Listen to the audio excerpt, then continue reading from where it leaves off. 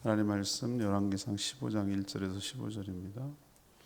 열왕기상 15장 1절에서 15절까지 교독합니다. 오늘은 6월 6일 금요일 아침입니다. 6월 6일자 본문 열왕기상 15장 1절에서 15절 교독하겠습니다. 느바세 아들 여로보암 왕 18째 해에 아비암이 유다 왕이 되고 예루살렘에서 3년 동안 다스리나 그의 어머니 이름은 마아가요 아비살롬의 딸이더라. 아비암이 그의 아버지가 이미 행한 모든 죄를 행하고 그의 마음이 그의 조상 다윗의 마음과 같지 아니하여 그의 하나님 여호와 앞에 온전하지 못하였으나 그의 하나님 여호와께서 다윗을 위하여 예루살렘에서 그에게 등불을 주시되 그의 아들을 세워 뒤를 잇게 하사 예루살렘을 견고하게 하셨으니 이는 다윗이 햇사람 우리아의 일 외에는 평생에 여호와 보시기에 정직하게 행하고 자기에게 명령하신 모든 일을 어기지 아니하였음이라. 로보암과 여로보암 사이에 사는 날 동안 전쟁이 있었더니 아비암과 여로보암 사이에도 전쟁이 있으니라. 아비암의 남은 사적과 그 행한 모든 일은 유다 왕 역대 지략에 기록되지 아니하였느냐. 아비암이 그의 조상들과 함께 자리 다윗성에 장사되고 그 아들 아사가 대신하여 왕이 되니라. 이스라엘의 여로보암 왕 제20년에 아사가 유다 왕이 되어 예루살렘에서 41년 동안 다스리니라. 그의 어머니 이름은 마아가라 아비살롬의 딸이더라. 아사가 그의 조상 다윗같이 여호와 보시기에 정직하게 행하여 남색하는 자를 그 땅에서 쫓아내고 그의 조상들이 지은 모든 우상을 없애고 또 그의 어머니 마아가가 혐오스러운 아세라상을 만들었으므로 태우의 위를 폐하고 그 우상을 찍어 기드론 시냇가에서 불살랐으나 다만 산당을 없애지 아니하니라. 그러나 아사의 마음이 일평생 여호와 앞에 온전하였으며 그가 그의 아버지가 성별한 것과 자기가 성별한 것을 여호와의 성전에 받들어 드렸으니 곧 은과 금과 그릇들이더라. 아멘.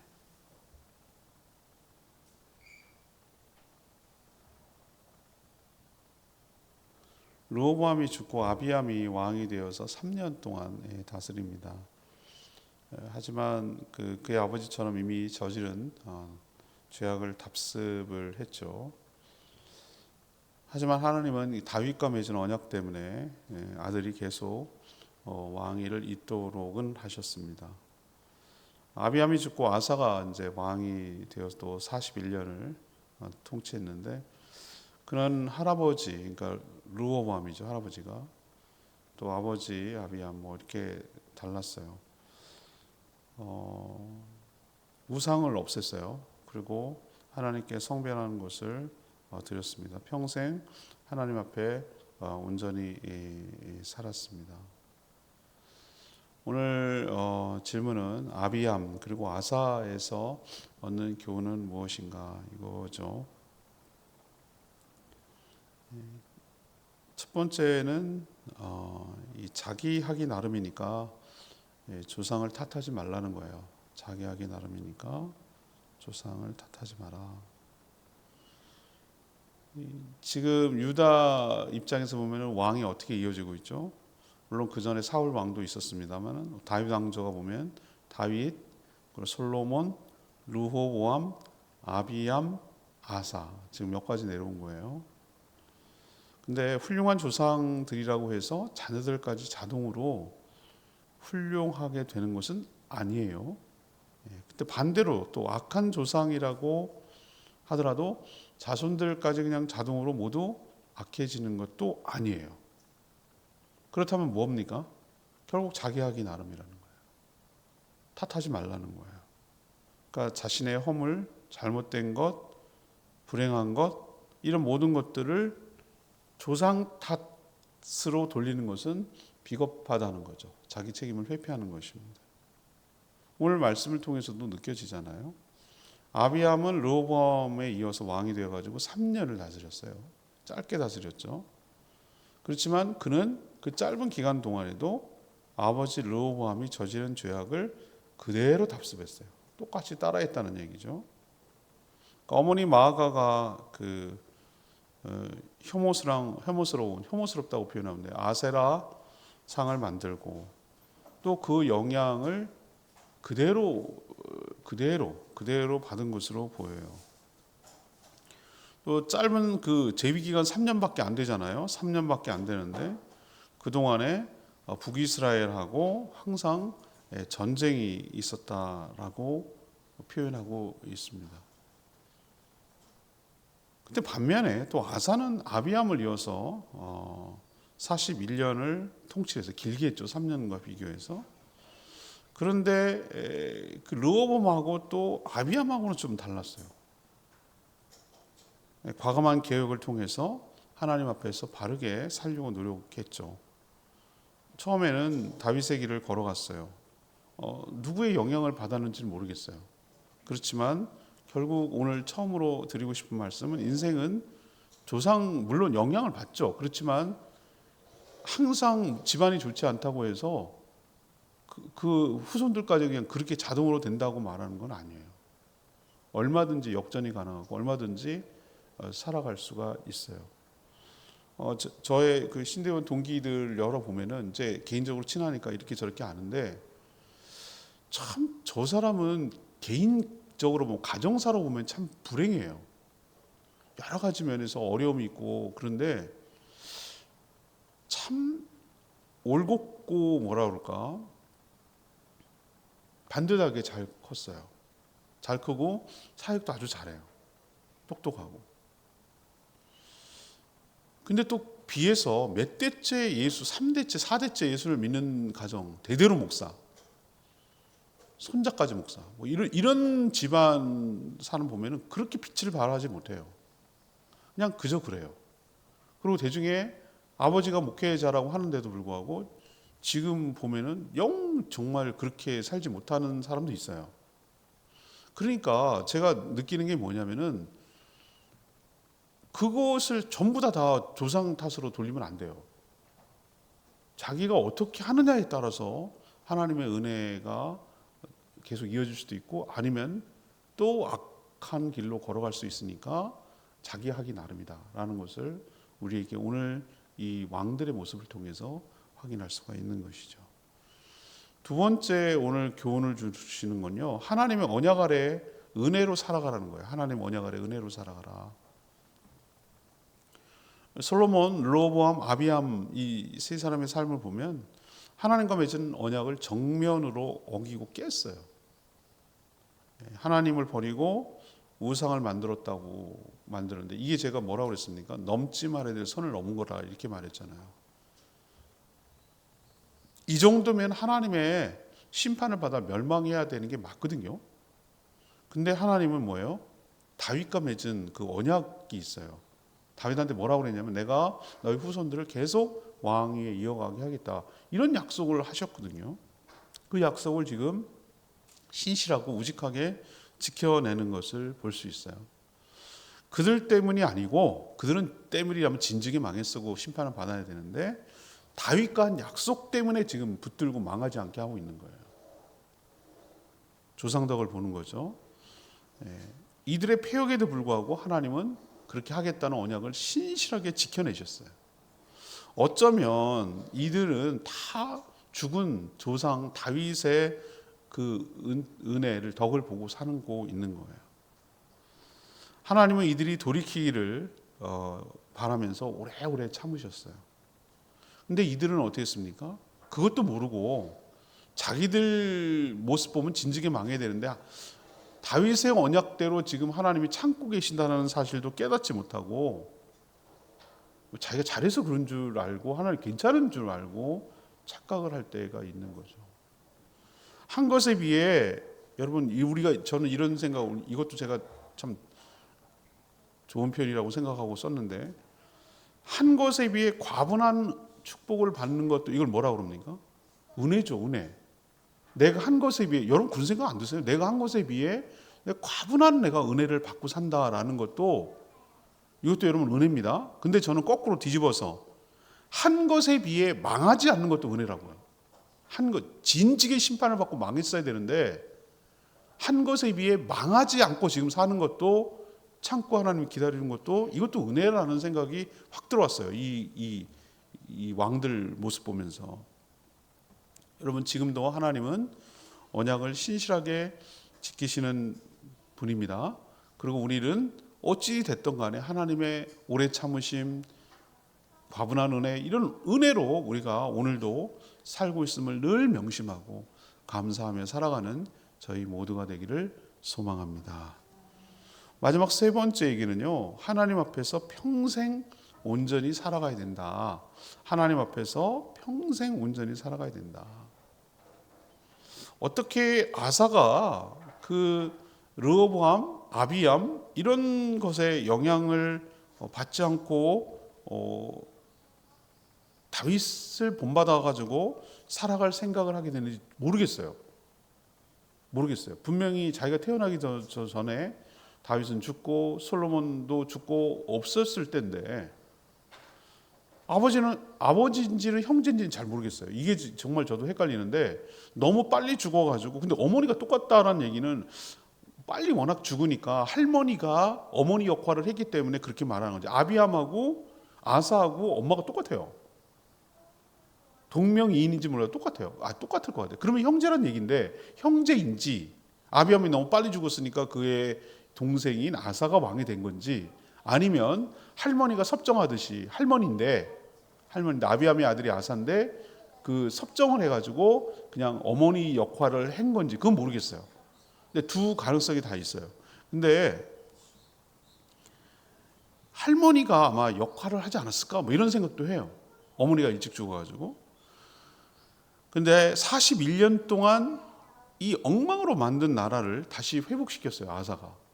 상당 부분 너무 엉망진창으로 만들어놨는데 그 기준이 뭐였냐면 오늘 보니까 다윗이었어요. 다윗이 그 기준이었어요. 다윗처럼 일평생 온전한 마음으로 하나님 앞에 살았다. 이런 표현을 쓰는 건 굉장한 높은 평가예요. 그렇지만 다윗도 밧세바 사건처럼 흠이 있었다. 그렇게 표현해요. 그렇지만 아사도 그렇다. 그러나 전반적으로 율법대로 살려고 했다. 그 사례를 뭐를 드냐면은 우상들 없앤 거. 아사왕 때 솔로몬, 르호보암, 아비암 이 벌써 3번 내려오면서 얼마나 많은 우상들을 세우고 저질렀겠어요? 그거 없애는 거 여러분 쉽지 않아요. 어느 게 쉽냐면 없는 거 세우는 건 쉬워요. 있는 거 없애는 게 어려워요. 근데 할머니이자 어머니 역할을 했던 마아가 우상도 없앤 뿐만 아니라 마아가를 태우라는 것은 왕비일 수도 있고 자기 왕비는 아니고 그의 어머니거나 그의 할머니거나 그런 걸 태우라고 그러는데 그 태우를 폐위시켰어요. 이건 굉장한 큰 결단이거든요. 욕 엄청 먹을 수도 있어요. 잘못하면은. 근데 왜 폐위시켰느냐? 그 이유가 중요해요. 이 마아가라는 여자가 혐오스러운 아세라 우상을 만든 장본인이기 때문에 그래요. 우상을 직접 만들었어요. 바알의 짝꿍이라고 할 수 있는 아세라 그 신상을 만들어 여신이죠, 여신. 바알이 남신이라면 아세라는 여신이에요. 그리고 또 남색이 뭐라고 제가 말씀드렸죠? 동성애자인데 신전에서 하는 신전 창기들이 있단 말이에요. 그 음란한 이 바알 종교가 있잖아요. 음란한 종교거든요. 그래서 이것을 갖다가 그 땅에서 어떻게 했어요? 내쫓았다. 이게 이제 이 다윗의 길을 걸어갔다는 증거로 아사가 다윗의 길을 걸어갔다는 증거로 얘기를 하는데 그래서 그런가요? 아비암은 3년 동안 통치를 했는데 이 아사는 몇 년? 무려 41년. 길게 한다고 좋은 건지는 모르겠으나 말년에 내일 얘기하겠지만 말년은 좋지 않았어요. 근데 그 어쨌든 길게 오랫동안 통치해서 하나님이 개혁을 잘 할 수 있도록 그렇게 은혜를 베풀어 주셨어요. 오늘 레마의 말씀이 14절 말씀인데요. 14절. 아사의 마음이 일평생 여호와 앞에 온전하였으며 그랬어요. 아사는 일평생 하나님 앞에서 온전히 살았다는 표현을 쓰고 있잖아요. 온전하다 의미를 여러분 어떻게 보세요?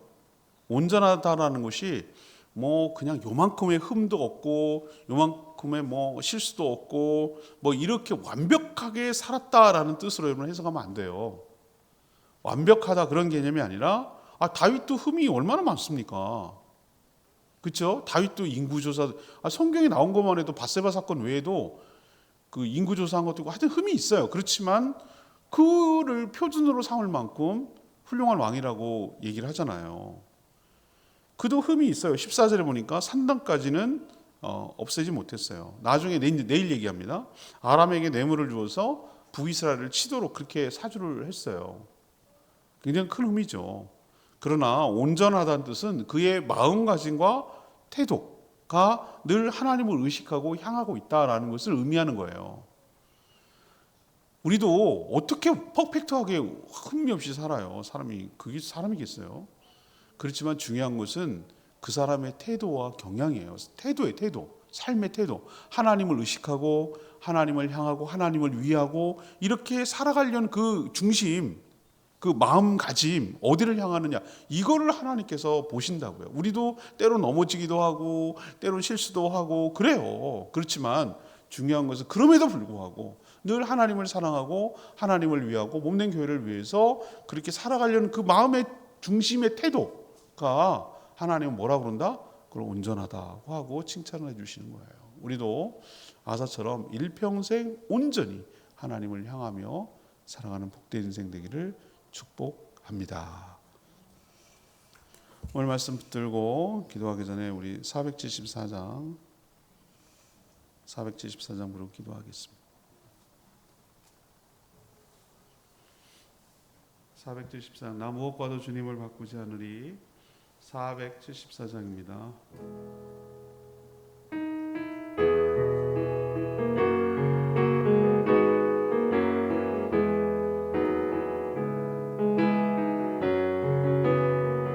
나 무엇과도 주님을 바꾸지 않으리. 다른 어떤 은혜 구하지 않으리. 오직 주님만이 내 삶의 도움이시니 주의 얼굴 보기 원합니다. 주님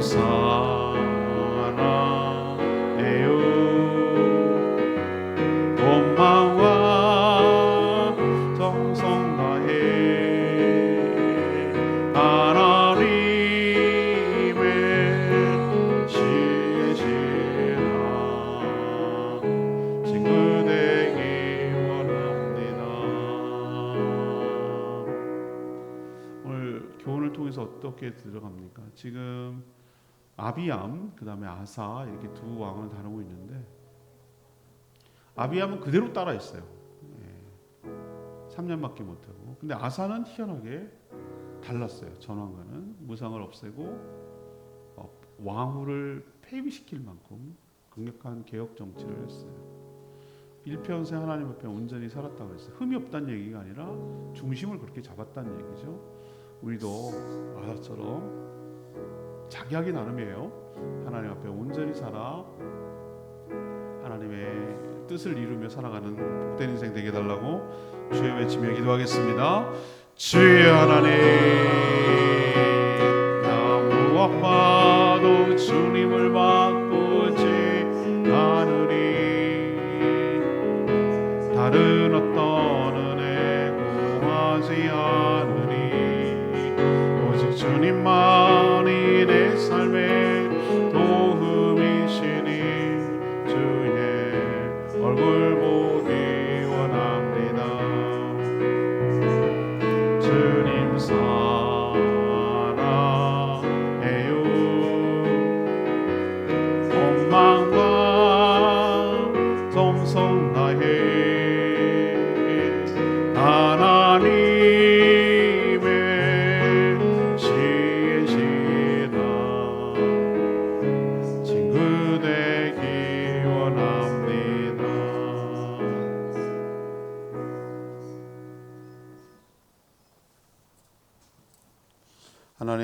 잘 되면 자기 자랑, 안 되면 조상 탓을 합니다. 그러나 아무리 약한 조상이라도 결국 자신이 어떻게 하느냐에 따라 인생이 달라질 수 있음을 깨닫습니다. 아비암처럼 부모를 닮아 악할 수도 있지만 아사처럼 일평생 하나님 앞에 온전하게 살아갈 수도 있음을 봅니다. 우리가 한 것에 비해 과분한 축복을 받고 살며 또 한 것에 비해 즉각 망하지 않는 것도 하나님과의 언약 때문이며 하나님의 은혜 때문임을 기억합니다. 자만하지 않게 하시고 겸손하게 은혜로 살아가게 하여 주시옵소서. 하나님과의 관계를 깨는 일은 과감하게 다 정리하고 올바르게 살아가게 하여 주시옵소서. 오늘도 간구하는 기도 주님 들어주시고 주님과 동행하는 복된 하루 살아가도록 축복하여 주시옵소서. 모든 모이는 목장마다 은혜를 베풀어 주시옵소서. 주님 손에 모든 것 맡기며 예수 그리스도의 이름으로 축복하며 기도합니다. 아멘. 하루도 주의 은총 가운데 살아가는 복된 하루 되길 축복합니다. 네, 충분히 기도하고 하루 시작하겠습니다.